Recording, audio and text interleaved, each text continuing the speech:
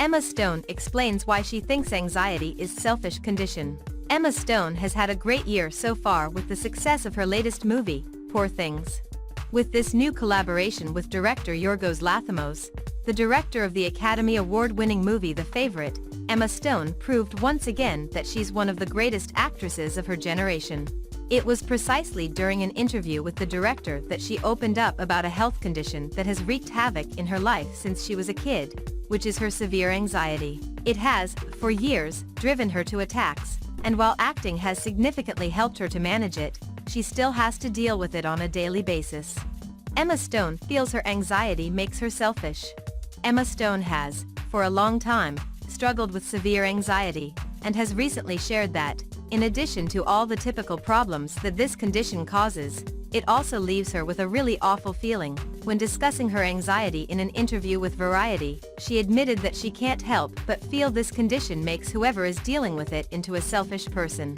Part of the nature of anxiety is that you're always watching yourself. In some ways, this is horrible to say, it's a very selfish condition to have, she expressed. Not to insult other people with anxiety, I still have it, but it's because you're thinking about yourself a lot.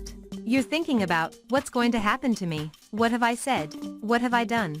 Ironically, instead of fueling those feelings of inadequacy, acting sometimes helps her work through them. An example that stands out for Emma is when she played Bella in Beauty and the Beast. I think that's why I was so crazy about her.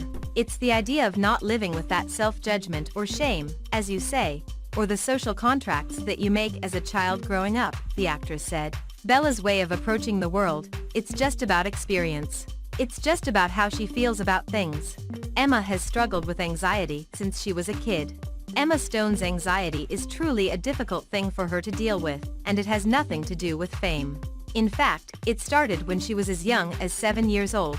When I was about 7, I was convinced the house was burning down, she confessed a few years ago. I could sense it. Not a hallucination, just a tightening in my chest, feeling I couldn't breathe, like the world was going to end. It got to the point where it was difficult for her to even do basic stuff. I would ask my mom 100 times how the day was gonna lay out. What time was she gonna drop me off? Where was she gonna be? What would happen at lunch? Feeling nauseous. At a certain point, I couldn't go to friends' houses anymore. I could barely get out the door to school. Fortunately, she has found a refuge in acting. And in a very cute coping mechanism she developed as a kid.